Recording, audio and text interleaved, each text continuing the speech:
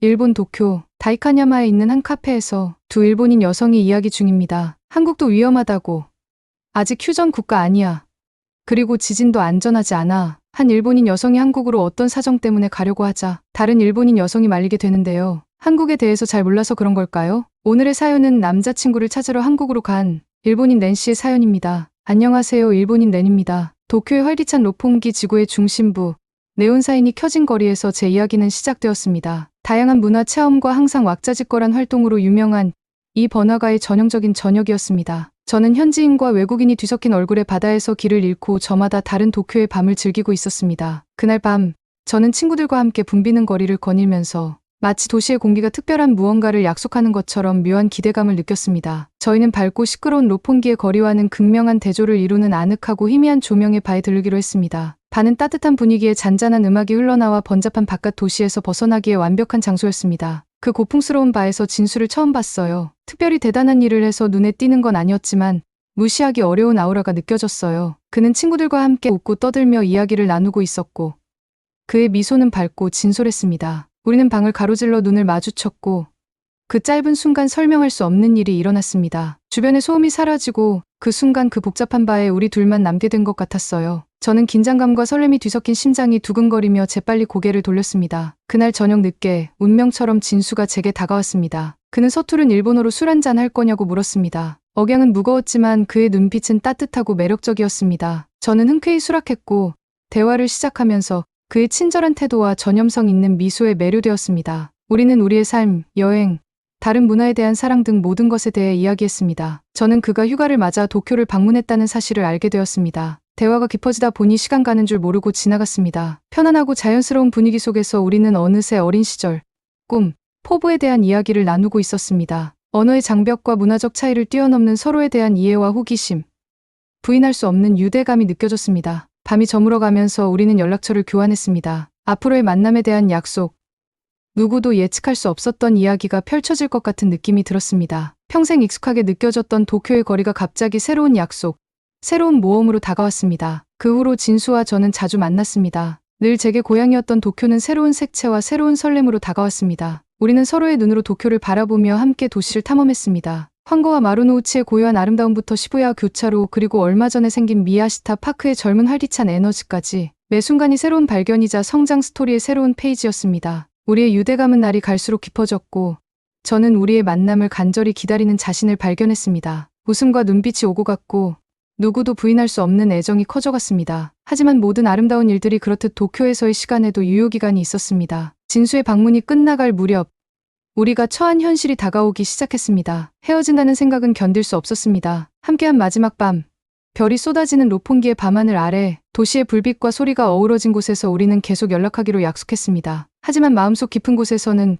그런 일시적인 상황에서의 약속은 깨지기 쉽고 각자의 삶의 소용돌이 속에서 쉽게 잊혀진다는 것을 알고 있었습니다. 장거리 연애는 힘든 법이니까요. 진수의 비행기가 도쿄를 뒤로하고 이륙하자 제 마음 한구석도 그와 함께 떠났습니다. 한때 제 일상의 캔버스였던 도시는 이제 그가 가져다주던 색이 사라진 공허한 느낌이 들었습니다. 이것이 익숙한 도쿄의 거리를 넘어 새로운 세상, 새로운 인생의 장으로 저를 이끌 여정의 시작일 뿐이라는 것을 저는 거의 알지 못했습니다. 그리고 저는 진수를 잊지 못했고 한국으로 가고 싶다는 생각이 컸습니다. 하지만 한국에 대해서 진수 빼고는 잘 아는 게 없었습니다. 한일 관계의 불안함과 한국 사람들은 목소리가 크고 무섭다는 편견이 있었기 때문인데요. 부모님한테도 늘 한국인들은 조심하라는 교육도 들어왔기 때문이었죠. 학교 교육도 마찬가지였고요. 하지만 진수를 만나러 가고 싶은 마음이 더 컸습니다. 그렇게 전 제 나름의 큰 결심을 했고 처음으로 일본에서 출국을 하게 되었습니다. 인천국제공항에 도착하자마자 문화적 차이와 소문으로만 떠돌던 한일 관계의 냉랭함에 대한 불안감이 사라지기 시작했습니다. 제 걱정은 한순간에 사라졌습니다. 출입국 심사가 효율적으로 처리되는 모습에서 한국의 체계적이고 친절한 성격을 처음으로 엿볼 수 있었습니다. 제가 머릿속에 그려왔던 이미지와는 극명한 대조를 이루었고 제 생각이 바뀌는 계기가 되었습니다. 능숙하고 정중한 대화, 낯선 사람의 미소 하나하나가 제가 예상했던 서먹함을 천천히 그러나 꾸준히 녹여주었습니다. 그것은 저를 진수로 이끌었을 뿐만 아니라 한 땅과 사람들에 대한 새로운 이해와 감사로 이끄는 여행의 시작이었습니다. 한국의 현대적인 생활 편의시설은 제 예상을 뛰어넘었습니다. 가장 먼저 눈에 들어온 것은 진수씨 아파트의 디지털 도어락 시스템으로 작지만 한국의 기술 발전을 보여주는 디테일이었습니다. 혁신과 실용성을 중시하는 한국 사회의 모습을 반영하듯 효율성과 편리함이 인상적이었습니다. 마찬가지로 인상적이었던 것은 한국의 효율성과 쾌적함에 대한 관심을 보여주는 에어컨 시스템이었습니다. 이러한 편의시설을 중요하게 생각하는 일본에서 온 저는 한국의 접근 방식이 효과적이면서도 일상생활에 우아하게 녹아들어 있다는 것을 알 수 있었습니다. 하지만 저를 진정으로 매료시킨 것은 한국의 전자제품, 특히 김치냉장고였습니다. 김치를 저장하고 발효하는 기술을 완벽하게 구현하는 이 특수 가전제품은 정말 놀라웠습니다. 김치냉장고는 제가 한국 문화와 연관 짓기 시작한 전통과 현대의 독특한 조화를 상징했습니다. 이와 함께 냉수 디스펜서의 편리함은 한국 가정, 디자인의 실용적이고 사려 깊은 측면에 대한 저의 감탄을 더했습니다. 도시를 돌아다니는 것도 서울이 저에게 깊은 인상을 남긴 또 다른 분야였습니다. 지하철 시스템은 도쿄의 복잡한 네트워크에 비해 덜 복잡하고 사용자 친화적이었습니다. 서울 대중교통의 단순함과 효율성 덕분에 도시를 탐험하는 것이 즐거웠습니다. 게다가 일본에서 가져온 카드로 모든 결제를 할 수 있어서 작지만 큰 편리함을 느낄 수 있었습니다. 한국인들이 애플페이나 삼성페이와 같은 디지털 결제를 얼마나 원활하게 사용하는지 부러운 마음으로 지켜보았습니다. 혁신을 위한 기술이 아니라 일상의 진정한 개선을 위해 기술을 수용하는 사회의 모습을 엿볼 수 있었습니다. 일본도 카드 결제가 일부 되는 곳들도 있지만 거의 현금으로 계산을 하거든요. 도쿄 올림픽 이후에 조금씩 활발화됐다고 하지만 카드를 가게 주인에게 건네면 별로 좋아하지는 않는 분위기입니다. 한국인들은 자연스럽게 핸드폰을 이용하고 제 옆에 있던 노신사도 능숙하게 핸드폰으로 결제를 하시더라고요. 그런 거 보면 한국은 일본보다 젊고 세련된 느낌이 들었습니다. 한국에서 생활하며 느낀 또 하나의 놀라움은 일본에서 늘 두려워하던 자연재해, 특히 지진이 없다는 것이었습니다. 이와 관련해 한국의 상대적 안전성에 대해 알게 되면서 안심이 되었습니다. 늘 지진이 일어나면 전 항상 불안했거든요. 한국도 지진이 일어난다고 했고 북한 때문에 늘 불안하다고 했는데 전혀 그런 분위기가 아니었습니다. 온라인에서 접했던 잘못된 정보와 소문과는 상반된 정보였기 때문에 선입견에 도전하고 문화를 직접 체험하는 것이 얼마나 중요한지 깨달았습니다. 한국에서의 이러한 초기 경험은 제 눈을 뜨게 했습니다. 처음에 가졌던 우려를 불식시켰을 뿐만 아니라 이 매혹적인 나라에서 더 많은 것을 발견하고 싶다는 호기심과 설렘을 불러일으켰습니다. 한국에서의 여정은 역사, 혁신, 따뜻함이 가득한 문화에 대한 깨달음을 주는 탐험이 되어가고 있었습니다. 서울의 활기찬 생활에 계속 빠져들면서 가장 인상 깊었던 것은 한국 사람들의 따뜻함이었는데 이 점은 날이 갈수록 더욱 분명해졌습니다. 이 따뜻함은 진수 씨의 환대로 대표되었습니다. 그는 단순히 도시의 풍경과 소리를 보여주는 가이드가 아니라 제가 한국 문화의 미묘한 차이를 이해하고 감상하는 렌즈가 되어주었습니다. 진수는 저에게 맛있는 한국 요리를 소개해 주었습니다. 지글지글 끓는 불고기 한 접시부터 든든한 순두부찌개 한 그릇까지 매 끼니는 그 자체로 모험이었습니다. 음식은 맛뿐만 아니라 경험도 중요했습니다. 한 식당의 마루에 앉아 분주하게 돌아가는 주변을 바라보며 저는 한국 문화와 사람들에 대한 유대감을 느꼈습니다. 모두가 같은 음식을 나눠 먹는 한식의 공동체적인 면모는 저에게 새롭고 즐거운 경험이었습니다. 그것은 한국인의 화합과 공동체 정신을 상징하는 것이었습니다. 하지만 저를 사로잡은 것은 음식만이 아니었습니다. 진수는 저를 서울에서 가장 아름다운 명소로 데려갔습니다. 우리는 번잡한 도시 한복판의 고요한 휴식처인 청계천을 따라 걸었습니다. 경복궁을 방문했는데 전통 건축물과 공기 속에 스며든 역사성에 감탄했습니다. 우리가 방문한 각 장소는 한국의 풍부한 테피스트리의 한 조각인 이야기를 들려주었고 진수는 그 이야기를 저와 함께 나누었습니다. 진수의 눈으로 바라본 한국은 제가 예상하지 못했던 방식으로 제 마음을 열었습니다. 그의 조국에 대한 사랑은 전염성이 있었고 새로운 경험을 할 때마다 한국을 더욱 사랑하게 되었습니다. 한국의 아름다움은 풍경이나 음식에만 있는 것이 아니라 사람들, 친절함, 문화유산에 대한 자부심, 그리고 저와 같은 이방인과 기꺼이 공유하려는 마음가짐에 있었습니다. 이러한 따뜻함과 개방성은 방문 전 제가 가졌던 오해와는 완전히 대조적이었습니다. 한국에 머무는 시간이 길어질수록 한국의 아름다움은 옛것과 새것, 전통과 현대를 포용하는 동시에 따뜻하고 포근한 마음을 유지하는 데 있다는 것을 깨달았습니다. 서울에서의 여정은 단순히 새로운 장소를 발견하는 것이 아니라 새로운 관점, 낯설었던 문화에 대한 새로운 인식을 발견하는 것이었습니다. 한국의 활기찬 맛을 찾아 떠난 미식 여행은 예상치 못한 건강 위기에 직면하면서 극적인 전환점을 맞이했습니다. 어느 날 진수는 출근하고 없는 날 저 혼자서 여행할 때였습니다. 현지 시장의 맛을 음미하던 중 갑작스러운 복부의 날카로운 통증이 제 세상을 멈춰 세웠습니다. 배를 움켜쥐는 동안 시장의 시끌벅적한 소음은 희미해졌고 통증의 파도는 점점 더 거세졌습니다. 혼란과 두려움의 소용돌이 속에서 저는 구급차에 실려갔습니다. 병원으로 가는 길은 마치 정신없는 영화의 한 장면 같았습니다. 구급차는 사이렌을 울리며 교통체증을 뚫고 서울 거리를 질주했습니다. 우리는 교차로를 빠르게 통과했고 구급차는 때때로 빨간불에 부딪히며 시간과 고통에 맞서 필사적으로 달렸습니다. 상황의 긴박함이 고스란히 느껴졌습니다. 구급차 뒷좌석에 누운 채로 빛과 그림자가 뒤섞인 도시가 스쳐 지나갔습니다. 저는 이국 땅에 있었고 언어도 잘 통하지 않았지만 구급대원들의 눈빛에서 느껴지는 공감은 언어의 장벽을 뛰어넘었습니다. 그들의 신속한 행동과 안심시키는 제스처는 고통스러운 순간의 유일한 위안이 되었습니다. 전 그때 정신이 없었지만 어떤 여성분이 제가 고통스러워하는 걸 보고는 구급차를 불렀다고 하시더라고요. 그분은 끝까지 제 증상이 어떤지 구급대원분들께 도움을 주셨다고 합니다. 솔직히 일본에선 귀찮은 일이 발생을 하면 서로 피하려고 하거든요. 병원에 도착하자마자 저는 응급실의 효율적인 흐름에 휩쓸렸습니다. 의료진은 정확하고 긴박하게 움직였고 그들의 전문성은 고통의 혼돈 속에서 차분한 존재감을 발휘했습니다. 의료진이 제 상태를 진단하는 동안 저는 그 자리에 누워 두려움에 떨면서도 이상하게도 의료진의 치료에 대한 자신감이 생겼습니다. 맹장염 즉 충수돌기염이라는 충격적인 진단은 즉각적인 수술이 필요한 상태였습니다. 익숙한 모든 것과는 거리가 먼 외국에서 수술을 받아야 한다는 사실을 깨달았을 때 저는 압도당했습니다. 하지만 의료진의 따뜻함과 전문성,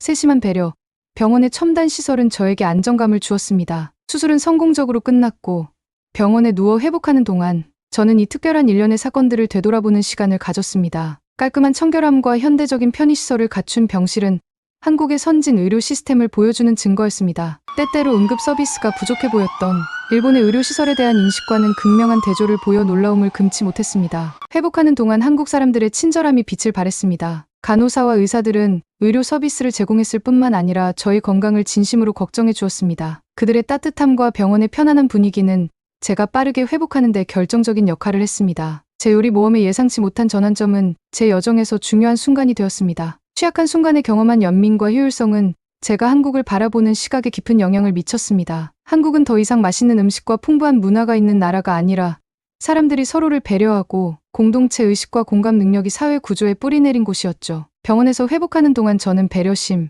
많은 사람들로 둘러싸여 한국을 새로운 고향으로 삼을 수 있을지 고민했습니다. 예상치 못한 친절과 훌륭한 치료를 보여준 나라에 머물고 싶다는 생각이 점점 더 커졌습니다. 미식의 즐거움을 탐구하기 위해 시작된 한국에서의 여정은 한국의 마음과 영혼에 대한 더 깊은 탐험으로 발전했습니다. 위기에서 비롯된 이 경험은 현대와 전통, 그리고 깊은 공동체 의식이 어우러진 한국인의 진정한 삶의 본질을 조명해 주었습니다. 한국에서의 여정을 계속 이어가던 중 예상치 못한 기회가 찾아왔고 이 매력적인 나라와 제 삶이 더욱 얽히게 되었습니다. 항상 저에게 지지와 격려를 아끼지 않던 진수 씨가 자신의 직장에서 일할 수 있는 기회를 제안했습니다. 이 제안은 단순한 취업이 아니라 한국의 문화와 생활에 뿌리를 내릴 수 있는 기회였습니다. 많은 고민 끝에 저는 진수와 함께 이곳에서 삶을 꾸려나갈 수 있다는 가능성을 받아들이고 도약을 결심했습니다. 한국에서 일하고 살기로 한 결정은 중요한 의미가 있었습니다. 방문자에서 거주자로 문화를 관찰하는 것에서 적극적으로 참여하는 것으로의 전환을 의미했기 때문입니다. 응급 상황에서 경험했던 친절과 따뜻함이 이 결정에 결정적인 역할을 했습니다. 전혀 모르는 사람과 의료진으로부터 받은 공감과 도움은 저에게 깊은 인상을 남겼습니다. 동정심과 공동체를 우선시하는 한국 사회의 힘과 성숙함을 보여줬죠. 한국에서 일하면서 저는 한국의 일상에 더욱 깊이 녹아들게 되었습니다. 한국 노동력의 근면성, 효율성,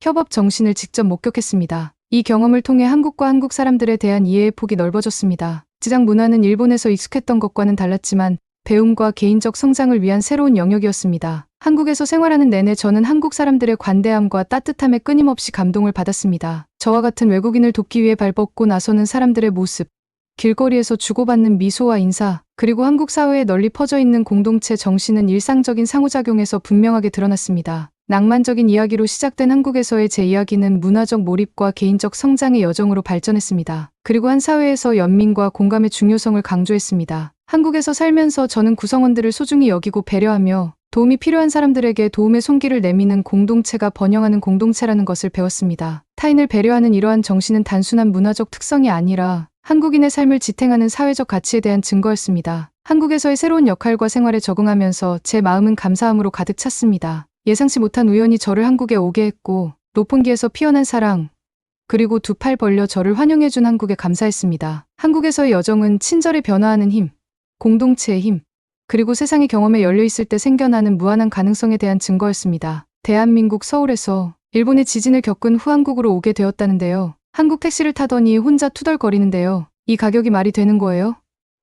그리고 날씨는 왜 이렇게 추운 거야? 오늘의 사연은 일본을 좋아하는 메리 씨의 사연입니다. 안녕하세요. 미국인 메리입니다. 저와 제 친구인 에밀리는 평소에 일본을 좋아해서 아르바이트를 열심히 해서 모은 돈으로 일본으로 갔습니다. 정말 열심히 일했어요. 길게 가는 여행이다 보니 돈이 꽤 많이 들었거든요. 일본에서 2주일 정도 지내는 게 저희 꿈이었거든요. 애니메이션, 매력적인 일본 문화, 친절함, 음식 등 오모테나시 정신이 정말 멋있게 느껴졌습니다. 비행기에서 내리자마자 가장 먼저 눈에 들어온 것은 도시의 강렬한 에너지였습니다. 도쿄는 마치 살아 숨쉬는 생명체처럼 생동감과 색채로 펄떡이고 있었습니다. 네온사인이 거리를 환하게 비추며 눈앞에 펼쳐진 색채의 만화경을 보는 듯했습니다. 저희 흥분은 극에 달했습니다. 우리는 이 순간을 꿈꿔왔고 이 놀라운 도시의 모든 것을 만끽할 준비가 되어 있었습니다. 하지만 곧 도쿄가 눈부신 불빛과 우뚝 솟은 고층 빌딩만 있는 곳이 아니라는 것을 깨달았습니다. 도쿄는 초현대적인 것과 깊은 전통이 공존하는 대조의 도시였습니다. 저는 번화한 거리와 활기찬 밤문화로 유명한 신주쿠에서 도쿄 여행을 시작하기로 결정했습니다. 소리,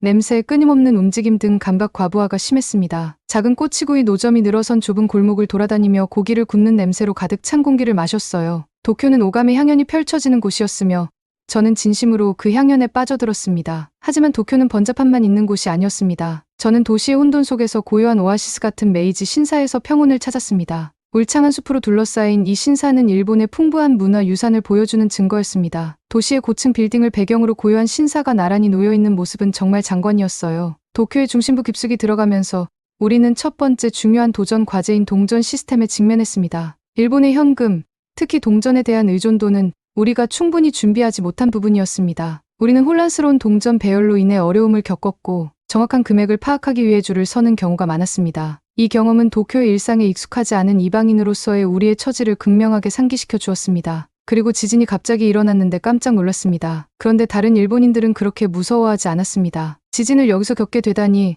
정말 신기하고도 무서웠습니다. 아무리 살기 좋고 편해 보인다고 해도 지진이 있는 곳에서는 오래 있고 싶지 않다는 생각이 들더군요. 그렇게 지진이 멈추고 저는 그 전에 예약했던 스시집에 가려고 했습니다. 도쿄에서 처음 택시를 탔을 때 저는 충격을 받았습니다. 미터기가 너무 빨리 올라가서 짧은 여행에 엄청난 금액을 지불해야 했습니다. 무려 10만 원이나 나왔어요. 그리고 5분 정도 늦었는데 이미 코스 요리가 시작됐기 때문에 안 받아주더군요. 이런 일본 문화의 철저하고 융통성이 없는 점은 전 정내미가 떨어졌습니다. 택시비도 날리고 일본의 스시도 먹지 못한 저는 절망에 빠졌습니다. 그 다음부터는 택시는 절대 타지 말아야겠다 싶었죠. 뼈아픈 교훈을 얻은 저는 이제부터는 지하철을 이용해야겠다 싶었습니다. 그리고 카드로 교통카드를 결제하려고 했지만 카드 결제가 되지 않는 거였어요. 분명히 카드 결제가 된다고 적혀 있었는데 일본어가 통하지 않고 어떻게 할지 몰라 한참 동안 멍하게 서 있었는데 일본인 직원이 와서 카드 결제가 안 된다고 하더군요. 진작에 안 된다고 적어 놓아야 되는 거 아닌가요? 그렇게 우여곡절 끝에 지하철에 탑승했습니다. 그 후로는 원활하게 잘 여행하나 싶었습니다. 하지만 노선과 역이 복잡하게 얽혀있는 지하철 시스템도 풀어야 할 퍼즐이었습니다. 또 중요한 일이 일어났는데요. 우리에게 깊은 인상을 남긴 한 사건은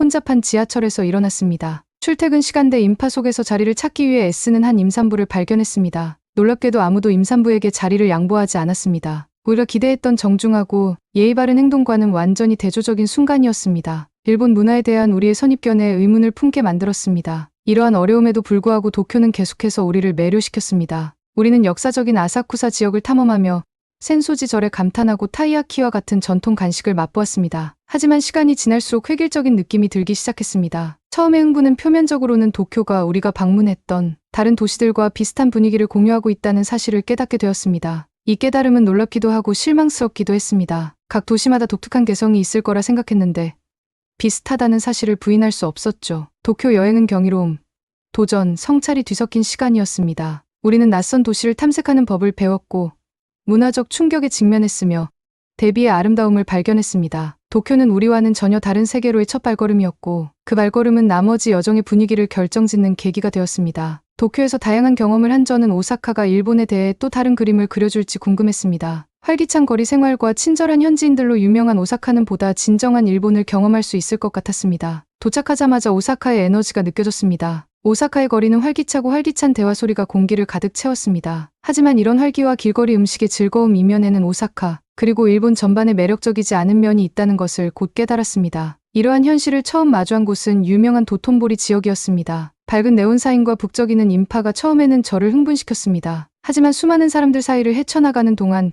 그 매력은 점점 사라지기 시작했습니다. 분위기에서 뭔가 피상적인 느낌이 들었습니다. 이 지역은 진정한 문화 체험이라기보다는 관광객을 끌어들이는 함정처럼 느껴졌습니다. 길거리 음식은 맛있긴 했지만 가격이 비싸고 오사카의 진정한 맛을 느끼기보다는 관광객에게 맞춰진 것 같았습니다. 저는 오사카의 진정한 모습을 찾기 위해 현지 시장으로 향했습니다. 그곳에서 우리는 예상보다 더 뚜렷한 언어 장벽에 부딪혔습니다. 소통하려는 시도가 종종 무관심에 부딪히면서 고립감을 느꼈고 따뜻하고 친절한 일본인의 고정관념에 도전했습니다. 관광객으로서 우리는 이방인이었고 문화적 격차가 예상보다 훨씬 컸다는 사실을 뼈저리게 깨달았습니다. 대중교통 시스템을 탐색하는 것도 또 다른 도전이었습니다. 도쿄만큼 복잡하지는 않았지만 여전히 어렵고 외국인이 아닌 사람들에게는 불친절한 경우가 많았습니다. 표지판은 영어로 된 경우가 거의 없었고 현지인의 도움도 거의 없이 길을 잃은 적도 여러 번 있었습니다. 키 한자로 된 간판들이 너무 읽기가 불편했습니다. 번역기를 이용해도 도저히 찾을 수가 없었어요. 이러한 어려움은 예상치 못한 것이었고 여행 경험에 좌절감을 더했습니다. 역사적인 오사카성 방문은 경외감과 실망감이 교차했습니다. 성의 웅장함은 부인할 수 없었지만 압도적인 관광객 수와 만연한 상업성으로 인해 경험이 손상되었습니다. 그리고 가장 실망했던 점은 안에 엘리베이터로 되어 있어서 성 같은 분위기가 나지 않았습니다. 실제 오사카성은 없고 새로 지은 성이라고 하더군요. 그렇게 수많은 기념품 가게와 인파로 인해 유적지의 역사적 의미가 퇴색되어 역사적 기념물이라기보다는 테마파크를 걷는 듯한 느낌을 받았습니다. 오사카를 계속 탐험하면서 도시 풍경에서 획일화된 패턴을 발견하기 시작했습니다. 오사카의 각 지역이 뚜렷하게 구분되기는 했지만 우리가 기대했던 깊이와 문화적 풍요로움은 부족해 보였습니다. 이러한 획일성은 음식과 엔터테인먼트 옵션으로까지 이어졌는데 다양하긴 하지만 주류의 취향과 관광객의 기대에 맞춰져 있는 경우가 많았습니다. 오사카 여행은 처음의 설렘과 오사카의 한계를 서서히 깨닫는 과정이 섞여 있었습니다. 우리는 일본에 대한 낭만적인 인식의 의문을 품게 하는 도전에 직면했습니다. 오사카는 활기차고 화려했지만 현대 일본 사회의 복잡성과 모순을 여실히 드러냈습니다. 교토로 떠날 준비를 하면서 저는 호기심과 약간의 환멸, 그리고 교토가 일본에 대한 다른 관점을 제시해 줄 것이라는 희망 등 여러 가지 감정을 함께 가지고 있었습니다. 오사카의 번화한 거리를 뒤로하고 우리는 역사적, 문화적으로 중요한 도시로 유명한 교토로 향했습니다. 고대 사찰과 전통 유산을 탐험하고 싶어서 큰 기대를 안고 교토에 들어섰습니다. 하지만 교토에서의 경험은 역사적인 일본의 매혹보다는 과거와 현재의 균형을 맞추기 위해 고군분투하는 도시를 탐색하는 데 따르는 어려움이라는 다른 현실을 보여주었습니다. 교토에 도착하자마자 일본의 문화 중심지라는 교토의 명성을 실감할 수 있었습니다. 거리에는 전통 목조 가옥이 늘어서 있었고 공기는 깊은 문화적 몰입을 약속하는 듯했습니다. 저희 첫 방문지는 수천 개의 도리이가 있는 상징적인 후시미 이나리 신사였습니다. 신사는 의심할 여지 없이 아름다웠지만 압도적인 인파에 가려져 제대로 된 경험을 할 수 없었습니다. 예상했던 고요함은 관광객의 끊임없는 흐름으로 대체되었고 신사의 정신적 의미를 감상하기는 어려웠습니다. 금각사와 아라시야마 대나무 숲과 같은 다른 유명한 장소들을 둘러보면서 이러한 혼잡한 상황은 계속되었습니다. 각 명소는 시각적으로 아름답기는 하지만 관광객들로 넘쳐나면서 본래의 아름다움과 평온함을 해치고 있었습니다. 기념품 가게와 관광객 중심의 상품을 파는 상인들로 인한 상업화는 우리 경험의 진정성을 더욱 떨어뜨렸습니다. 교토에서의 경험은 일본의 환대에 대한 선입견에도 도전장을 던졌습니다. 우리가 기대했던 따뜻하고 친절한 태도와는 달리 현지인들의 무관심에 자주 부딪혔습니다. 식당, 상점, 길거리 등 어디를 가도 느껴지는 거리감이 있었고 우리를 반가운 손님이라기보다는 침입자처럼 느끼게 하는 장벽이 있었습니다. 특히 기온 지구에서 이런 현상이 두드러졌는데 보기 힘든 게이샤들은 교토 문화의 일부라기보다는 관광객을 위한 전시물처럼 보였습니다. 교토의 관습과 에티켓을 탐색하는 것은 또 다른 복잡성을 더했습니다. 전통이 깊은 교토에는 나름의 암묵적인 규칙이 있었고 외부인인 저는 그 규칙을 이해하기 어려웠습니다. 사찰 방문이나 전통 찻집에서 현지 관습에 참여하려는 시도는 종종 어색하고 때로는 의도치 않게 무례하게 느껴지기도 했습니다. 전통 다도를 배우기 위해 현지 찻집을 방문한 것은 교육적이기는 했지만 이방인의 신분을 상기시키는 불편한 경험이기도 했습니다. 의식은 아름답기는 했지만 경직되고 형식적이어서 상호작용이나 더 깊은 이해의 여지가 거의 없었습니다. 문화적 하이라이트가 되어야 할 이 경험은 오히려 일본 문화의 전통적 측면과의 단절을 강조했습니다. 교토의 대중교통은 효율적이긴 했지만 관광객에게 특별히 친화적이지는 않았습니다. 영어 표지판이 부족하고 버스와 전철이 복잡하게 얽혀 있어 이동하는 데 어려움이 많았습니다. 길을 찾을 때 최소한의 도움만 받을 수 있었기 때문에 이러한 어려움은 더욱 가중되었고 도시에서 느끼는 소외감은 더욱 커졌습니다. 교토에서의 시간이 끝나갈 무렵 저는 어쩔 수 없이 허탈감을 느낄 수밖에 없었습니다. 역사와 문화가 풍부한 도시이긴 하지만 우리가 상상했던 목가적인 이미지와는 거리가 먼 현실을 마주한 것이죠. 압도적인 관광객, 문화 유적지의 상업화, 예상치 못한 문화적 장벽은 전통 일본의 낭만적인 모습보다는 유명한 과거와 현대, 관광의 현실 사이에 놓인 도시의 복잡한 모습을 보여주며 교토에 대한 다른 그림을 그려냈습니다. 제가 생각했던 일본에는 오모테나시 정신은 없었던 것이었습니다. 저희 일본에서 복잡하고 어려운 일을 겪은 후 예전에 친구가 매일 추천한 한국이 갑자기 떠올랐습니다. 이대로 미국으로 돌아간다면 평생 후회될 것 같아 한국이라도 가보자 했습니다. 대한민국의 수도인 서울에 도착하자마자 활기찬 에너지와 전통과 현대의 완벽한 조화에 압도당했습니다. 고궁과 우뚝 솟은 고층 빌딩이 멋지게 어우러진 서울의 스카이라인은 역사를 품고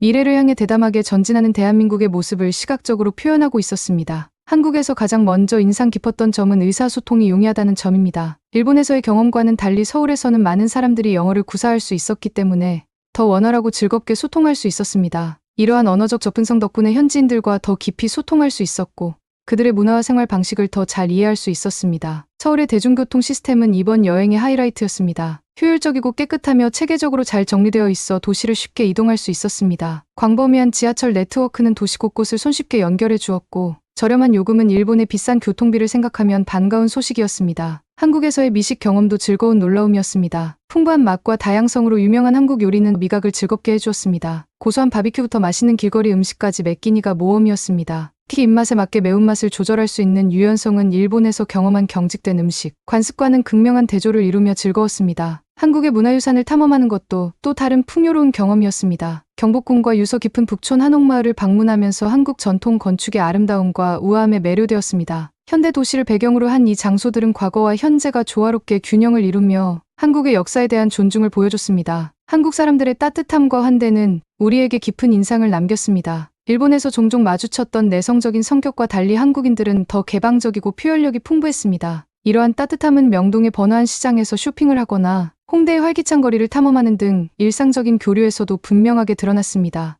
우리는 환영받고 포용받는다는 느낌을 받았고 그 느낌은 여행 경험을 크게 향상시켰습니다. 한국의 기술 발전은 우리가 감탄한 또 다른 측면이었습니다. 한국의 초고속 인터넷, 첨단 모바일 기술, 효율적인 디지털 서비스 덕분에 우리는 편리하고 연결성이 높은 여행을 할 수 있었습니다. 이러한 기술력은 강력한 문화적 정체성과 결합하여 독특하고 역동적인 분위기를 만들어냈고 이는 인상적이면서도 영감을 주었습니다. 한국 여행은 단순히 새로운 나라를 발견한 것이 아니라 대조와 비교의 여정이었습니다. 일본과 한국의 차이점은 놀라웠고 각각 독특한 경험과 관점을 제공했습니다. 전통과 현대의 조화, 친절한 사람들, 활기찬 문화가 어우러진 한국은 신선하고 풍요로운 경험을 선사했고 동아시아의 다양한 아름다움을 바라보고 감상할 수 있는 새로운 시각을 제공했습니다. 한국을 계속 탐험하면서 우리는 한국의 매력과 활력에 더욱 애착을 갖게 되었습니다. 급속한 현대화와 뿌리 깊은 전통의 균형을 맞추는 한국의 능력은 한국의 독특한 개성을 증명하는 것이었습니다. 서울에서의 시간은 여러모로 눈을 뜨게 하는 시간이었습니다.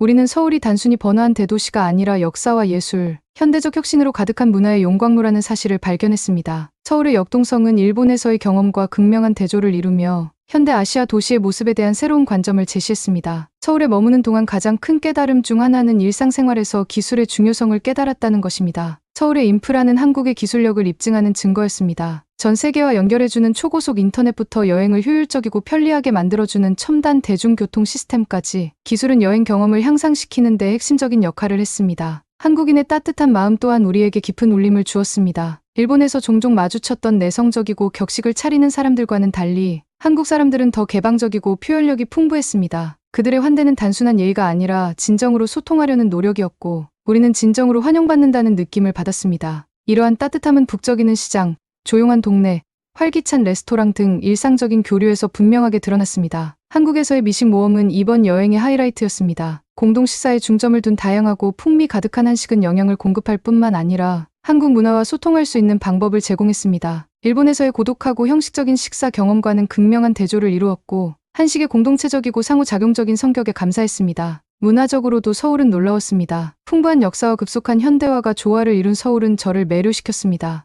우리는 한국의 과거를 보여주는 유적지와 궁궐을 방문하고 현재를 보여주는 번화한 거리로 발걸음을 옮겼습니다. 과거와 현재가 공존하는 서울만의 특성은 한국 문화와 사회를 종합적으로 조망할 수 있게 해주었습니다. 서울의 예술과 엔터테인먼트 현장도 저를 사로잡은 또 다른 지역이었습니다. 한국 전통 음악과 무용부터 세계적인 열풍을 일으키고 있는 K-팝까지 서울은 창의적인 표현의 허브였습니다. 이러한 공연의 에너지와 열정은 전염성이 강해 한국의 문화적 활력에 대해 더 깊이 이해할 수 있었습니다. 하지만 서울의 빠른 속도와 밀집도는 도전 과제이기도 했습니다. 혼잡한 거리와 끊임없는 번잡함은 때때로 우리를 압도하여 도시 생활의 압박감을 상기시키기도 했습니다. 이러한 서울의 모습은 일본에서 경험했던 차분하고 질서정연한 분위기와 대조를 이루며 아시아에서 도시 생활에 대한 다양한 접근 방식을 강조했습니다. 한국에서의 여정이 끝나갈 무렵 일본에서의 처음의 설렘과 도전부터 한국에서의 예상치 못한 기쁨과 깨달음까지 여행 전체를 되돌아보게 되었습니다. 문화, 사회, 삶에 대한 각기 다른 관점을 제시하는 두 나라의 대조는 놀라웠습니다. 이 여정은 단순한 여행 경험을 넘어 개인적인 성장의 여정이었습니다. 우리는 일본과 한국에 대한 선입견을 가지고 출발했지만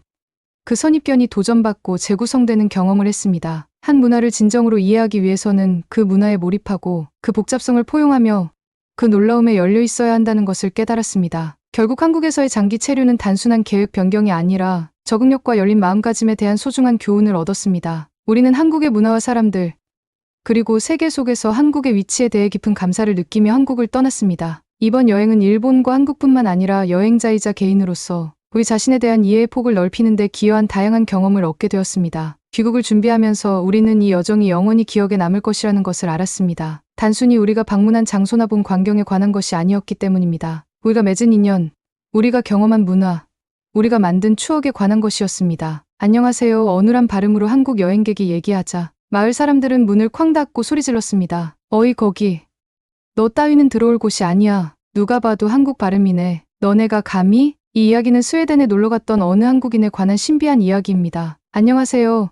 저는 스웨덴의 작은 마을 유카스야르비에서 살고 있는 안나 닐손이에요. 오늘은 몇 년 전 겨울에 저희에게 일어났던 놀라운 일에 대한 이야기를 들려드리겠습니다. 이 이야기는 슬프고 절망적이지만 따뜻한 한국인이 놀러왔을 시점부터 시작합니다. 고요한 풍경과 혹독한 겨울로 유명한 스웨덴의 한 시골 마을에서 펼쳐집니다. 하지만 이번 겨울은 달랐습니다. 마을 주민들이 겪어보지 못한 혹독한 눈보라와 매서운 추위가 마을을 강타했습니다. 눈보라가 치기 전날 우리 마을은 거의 섬뜩할 정도로 고요했습니다. 하늘은 칙칙한 회색이었고 공기에는 날카로운 한기가 감돌았습니다. 우리 모두는 큰 폭풍이 다가오고 있음을 감지했습니다. 항상 이런 일에 현명하신 어머니는 저에게 물품을 비축하라고 말씀하셨습니다. 안나, 이번엔 느낌이 다르단다. 대비해라. 그래서 저는 식료품 저장실에 식량을 채우고 장작을 모으고 난방 시스템이 작동하는지 확인했습니다. 그러자 눈보라가 몰아쳤습니다. 처음에는 가늘고 드문드문 흩날리던 눈송이가 이내 빽빽한 하얀 장막으로 변했습니다. 바람은 야생 늑대 무리처럼 울부짖었습니다. 아름답고도 무서운 광경이었죠. 해질 무렵 우리 마을은 두꺼운 눈 속에 파묻혔습니다. 전기가 깜빡이다가 이내 꺼져버렸습니다. 벽난로에서 나오는 불빛이 유일한 빛이었고 우리는 어둠 속으로 빠져들었습니다. 얼굴은 창백하고 손은 차가웠던 어머니를 담요로 감싸 안았던 기억이 납니다. 평소 따뜻함의 안식처였던 우리 집이 추위에 굴복하는 것 같았습니다. 어머니와 이웃들이 걱정되어 밤새 불을 지피며 밤을 지새웠어요. 다음날 아침 눈보라가 몰아치는 가운데 누군가 우리 집 문을 두드렸습니다. 비온 날씨에 여행객이 우리 마을을 방문하는 것은 이제껏 한 번도 없었던 놀라운 일이었죠. 문을 열고 들어가니 온몸이 눈으로 뒤덮인 채 배낭을 어깨에 메고 있는 한 남자가 보였습니다. 그는 한국에서 온 진솔이라는 남성이었습니다. 그는 추위로 볼이 발갛게 달아오른 채 떨고 있었습니다. 안녕하세요. 묵을 곳이 필요해요. 그가 겨우 속삭이는 듯한 목소리로 어눌한 영어로 말했고 저는 놀랐지만 그를 맞이했습니다. 이런 날씨에 누구도 외출해서는 안 되니까요. 눈보라는 멈추지 않았습니다. 저희의 장작마저도 이 날씨를 이길 순 없었고 마을은 비상사태에 빠졌습니다. 노숙자 몇 명을 포함한 일부 노인들이 영하의 기온을 견디지 못하여 동사했다는 소식까지 들었었어요. 그건 정말 아직까지도 슬픈 일입니다. 모두들 서로를 돕기 위해 최선을 다하고 있었지만 우리 모두는 힘들었습니다. 그러나 저희 모두를 당황하게 한 것은 진소리의 추위에 대한 반응이었습니다. 다른 대원들은 옷을 겹겹이 껴입고 불 가까이 앉아 있는데 진소리는 아무렇지도 않은 듯 보였습니다. 굳이 불 앞에 앉아있지도 옷을 겹겹이 껴입지도 않았는데도 말이죠. 정말 놀라웠습니다. 눈보라 속을 헤치고 나가서 웃으며 돌아오는 그의 모습은 혹독한 날씨에도 끄떡없었습니다. 저는 그에게 걱정스럽게 춥지 않으세요? 라고 물었던 기억이 납니다. 그러나 그는 태연하게 웃으며 한국도 겨울이 혹독하죠. 익숙해요. 하고 말했습니다. 그때 그가 가져온 생필품이 눈에 들어왔는데 지금껏 한 번도 본 적 없는 물건들이었습니다. 진소리가 도착한 다음 날 눈보라가 그칠 기미가 보이지 않았습니다. 다른 사람들이 집 안에 웅크리고 있을 때 진소리는 눈밭으로 나섰습니다. 스웨덴 사람들이 자부하는 유카스야르비의 강한 추위는 아무렇지도 않다는 듯 이겨내는 진소리의 모습은 우리 마을 사람들의 시선을 사로잡아 버렸습니다. 이웃들이 눈이 낀 창문을 통해 속삭이거나 들여다보는 게 보였어요. 차를 베는 듯한 추위에도 아랑곳하지 않고 당당하게 눈 위를 걷는 진소리의 모습이 보기 위함이었죠. 어떻게 저렇게 잘 버틸 수 있지? 한 사람이 중얼거렸습니다. 호기심과 부러움, 약간의 질투가 섞인 표정이었습니다. 스웨덴 사람들은 혹독한 겨울에도 강인하기로 유명한데 한국에서 온 이방인 진솔은 우리도 감당하기 힘든 수준의 강인함을 보여주고 있었으니까요. 이건 정말이지 말이 안 됐어요. 결국엔 마을 사람들이 입을 열기 시작했습니다. 현지 제빵사 라스는 의심에 찬 목소리로 뭔가 특별한 비법이 있는 게 틀림없어라고 말했습니다. 꽃집을 운영하던 잉그리드는 한국 음식 때문일지도 몰라요라고 제안했습니다. 소문은 점점 커져갔고 진솔의 힘에 감탄하는 사람들도 있었고 의문을 품거나 질투를 하는 사람들도 많았죠. 평소에는 반갑게 맞아주던 우리가 이런 반응을 보인 것은 저희조차 당황하는 일이었습니다. 하지만 눈보라라는 극한의 상황이 모두의 기분에 영향을 미쳤습니다. 사람들의 수군거림에도 불구하고 진솔은 겸손한 자세로 도움을 주었습니다. 그는 폭풍을 견디지 못한 노인들을 위해 도움을 주겠다고 했습니다. 누가 시키지도 않았는데도 요한슨 씨 집 진입로에 쌓인 눈을 치우는 모습을 지켜보았습니다. 그의 행동은 어떤 말보다 더 큰 감동과 교훈을 남겼던 것이죠. 마을 사람들뿐만이 아닌 저도 진솔이에게 흥미를 느꼈습니다. 어느 날 저녁, 저는 그에게 도대체 어떻게 추위를 잘 견디는지에 대해 물어봤습니다. 그는 멋쩍게 웃으며 한국의 겨울 이야기를 들려주기 시작했습니다. 눈 덮인 산과 그곳 아이들이 추위 속에서 눈사람을 만들고 얼어붙은 호수에서 스케이트를 타며 놀았다는 이야기를 들려주었습니다. 그의 설명을 들으니 한국 겨울의 칼바람이 느껴질 정도로 생생한 그림이 그려졌습니다. 그때 진솔이가 우리 마을을 완전히 바꿔놓을 무언가를 보여줬습니다. 그는 배낭을 열고 작은 휴대용 난방기구를 꺼냈습니다. 이건 한국식 핫팩이에요. 그가 설명했습니다. 겨울철에 따뜻하게 지내기 위해 사용하는 거예요. 그가 작동 원리를 설명하는 동안 저는 온기가 뿜어져 나오는 것을 느꼈고 그 온기가 방 전체에 퍼져나가는 것 같았습니다. 저희 모두 이거면 앞으로의 겨울은 안전할 거라는 생각을 한 듯 코가 빨개진 서로를 바라보며 끄덕였고 그건 곧 사실이 되었죠. 진솔이의 한국식 핫팩에 대한 소문은 곧바로 마을에 퍼져나갔습니다. 처음에 질투는 경외심으로 바뀌었습니다. 사람들은 진솔 씨에게 한국에 대해, 기술에 대해, 겨울을 나는 방법에 대해 질문하기 시작했습니다. 진솔은 인내심을 가지고 모든 질문에 답했고 그의 이야기는 한국을 새로운 시각으로 바라보게 했습니다. 시간이 지나면서 진솔 씨에 대한 마을 사람들의 인식은 의심에서 존경으로 바뀌었습니다. 단순히 추위를 잘 견디는 외국인이 아니라 마을에 한국의 새로운 지식과 따뜻함을 가져다준 중요한 인물로 바라보기 시작한 것입니다. 눈보라가 계속되자 이제 진솔 씨는 마을 사람들의 관심을 한 몸에 받았습니다. 그는 핫팩뿐만 아니라 한국식 방한용품을 한 몸에 가지고 온 것이었죠. 그가 공개하는 아이템은 하나하나가 혁신적이었고 한국 문화를 공유한다는 자부심이 느껴졌습니다. 뭐가 그리 멋졌냐고요?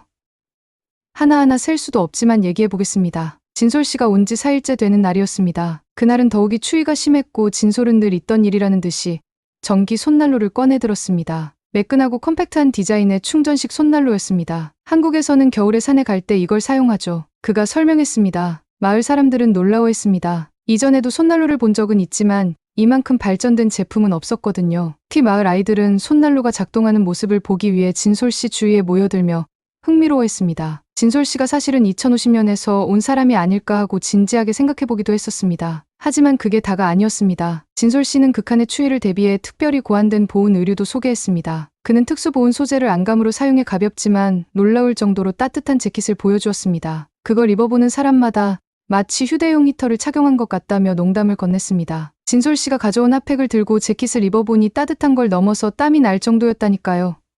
부피가 큰 겨울 옷에 익숙한 마을, 주민들은 슬림한 디자인과 보온 효과에 감탄했습니다. 진솔 씨가 다음으로 공개한 것은 휴대용 온열 방석 세트였습니다. 한국의 야외 행사에서 인기가 많은 제품이에요. 그가 말했다. 특히 앉으면 뼛속까지 냉기가 스며든다고 불평하던 마을 어르신들에게 큰 인기를 끌었습니다. 이어서 진솔 씨는 난로에서 나오는 열로 집안 바닥을 데우는 한국의 전통 난방 방식인 온돌 난방에 대한 이야기를 들려주었습니다. 그는 오래된 방식이지만 한국에는 아직도 온돌 바닥이 있는 집이 많다고 설명했습니다. 온돌 바닥이라는 개념은 우리에게는 생소했고 마을 사람들의 상상력을 자극했습니다. 여기에서는 일부 상위층 계열 사람들이나 가질 수 있는 게 따뜻한 바닥이었는데 대부분의 한국인들은 그런 삶을 누리고 있다는 게 정말이지 놀라웠습니다. 눈보라 속에서도 따뜻한 바닥을 맨발로 걷는다는 생각은 꿈만 같았습니다. 한국의 겨울철 기술이 유입되면서 마을 주민들 사이에서는 많은 논의가 이어졌습니다. 한국의 역사, 발전상, 문화 등 한국에 대해 더 많이 배우기 시작했습니다. 진솔이가 들려주는 이야기와 도구들은 우리가 잘 알지 못했던 세계로 향하는 문을 열어주었습니다. 처음에는 질투와 의심으로 가득했던 마을 사람들의 시선은 존경과 동경으로 바뀌었습니다. 진솔은 더 이상 추위를 견디는 한국인 여행자가 아니라 친구이자 선생님이 되었습니다. 자신의 문화와 지식을 기꺼이 나누고자 하는 그의 마음은 눈 덮인 마을의 설렘과 새로움을 가져다 주었습니다. 어느 날 저녁, 진솔 씨는 현지 여관의 벽난로 주위에 모여 즉석에서 한국 문화의 밤을 열었습니다. 그는 한국의 풍경을 담은 영상을 보여주고 한국 전통 음악을 연주하고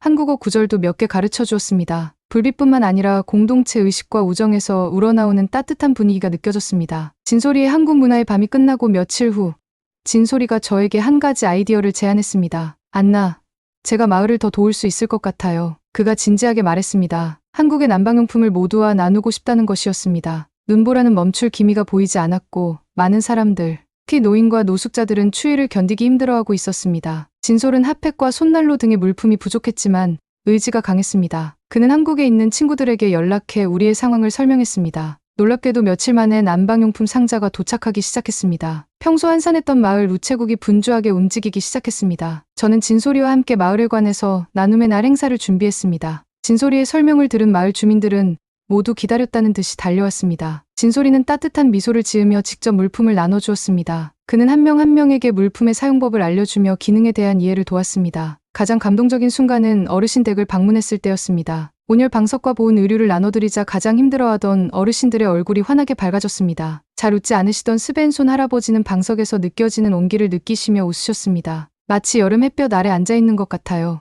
라고 그는 눈을 반짝이며 말했습니다. 진솔 씨는 단순히 물품을 나눠주는데 그치지 않고 교육도 진행했습니다. 그는 핫팩에 담긴 과학적 원리와 보온 의료에 적용된 기술을 설명했습니다. 마을 주민들은 스웨덴의 겨울 생존 기술에 대한 이야기를 나누었습니다. 지식과 문화의 아름다운 교류가 이루어졌습니다. 마을의 분위기는 눈에 띄게 달라졌습니다. 절망과 무력감이 가득했던 마을에 희망과 동지애가 생겼습니다. 한국의 난방용품은 하늘이 내린 선물이었지만 마을을 진정으로 따뜻하게 만든 것은 진솔의 나눔의 정신이었습니다. 이를 축하하기 위해 우리는 여관에서 공동체 만찬을 준비했습니다. 진솔이 준비한 스웨덴 전통 음식과 한국 간식이 어우러진 만찬은 모두가 함께 나눌 수 있는 음식이었습니다. 만찬장은 웃음과 음악, 이야기로 가득 찼습니다. 우리 마을의 새로운 화합을 상징하는 잔치였습니다. 그날 밤 마을 주민들을 둘러보며 진솔이가 온 후 얼마나 많은 변화가 있었는지 깨달았습니다. 우리는 더 이상 눈보라에 맞서 싸우는 사람들이 아니라 함께 배우고 성장하는 공동체가 되었습니다. 진솔이가 가져온 온기는 물리적 온기뿐만 아니라 인간적 교감과 이해의 온기에 불을 지폈습니다. 밤이 깊어갈 무렵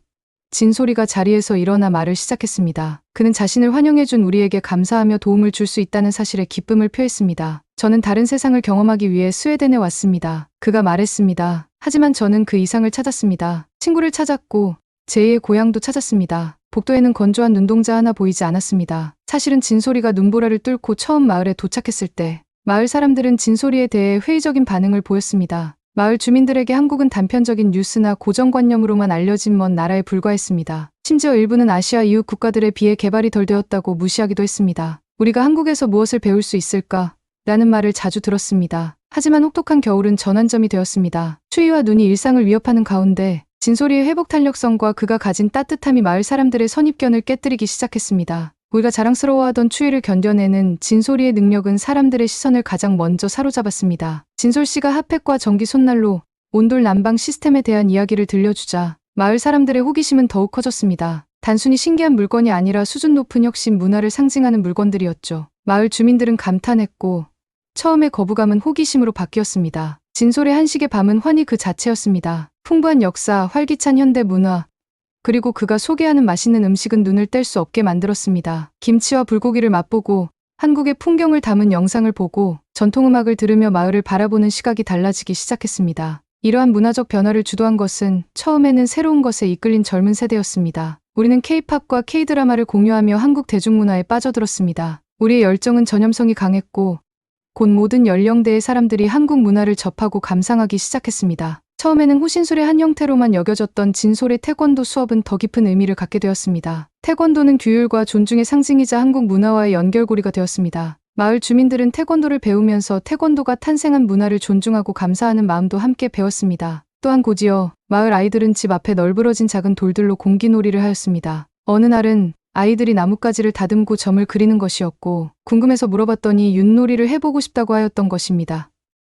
진솔이의 도움으로 눈보라를 이겨내면서 마을 사람들은 진솔이와 한국 문화에 대한 존경심뿐만이 아닌 마을은 더욱더 화기애애해졌죠. 혹한 겨울을 함께 이겨낸 경험은 문화적 차이를 뛰어넘는 유대감을 형성했습니다. 문화축제는 이러한 변화의 정점이었습니다. 스웨덴과 한국의 문화뿐만 아니라 우리 사이에 형성된 상호 존중과 우정을 축하하는 행사였습니다. 문화 이해와 공존에 대한 진솔의 진심 어린 연설은 축제의 하이라이트였습니다. 진솔이가 떠난 후 마을은 예전 같지 않았습니다. 무지와 고정관념이 가득했던 곳에 이제는 존경과 찬사가 가득했습니다. 마을 공원에 조성된 한국 정원, 매주 진행되는 한국어 수업, 식당에서 정기적으로 제공되는 한국 음식은 이러한 변화의 상징이 되었습니다. 몇 년이 지난 지금도 진솔이 방문의 유산은 우리 마을에 강하게 남아 있습니다. 그의 영향으로 우리는 더 열린 마음과 수용적인 태도를 갖게 되었습니다. 한국과 한국 문화에 대한 회의에서 존중으로 나아가는 여정은 우리 마을에 큰 변화를 가져왔습니다. 우리는 따뜻함과 이해가 가장 예상치 못한 곳에서 나와 관점을 바꾸고 공동체를 하나로 묶을 수 있다는 것을 배웠습니다. 여러분들도 추운 겨울을 저희와 함께 따뜻하게 바꿔보면 어떨까요?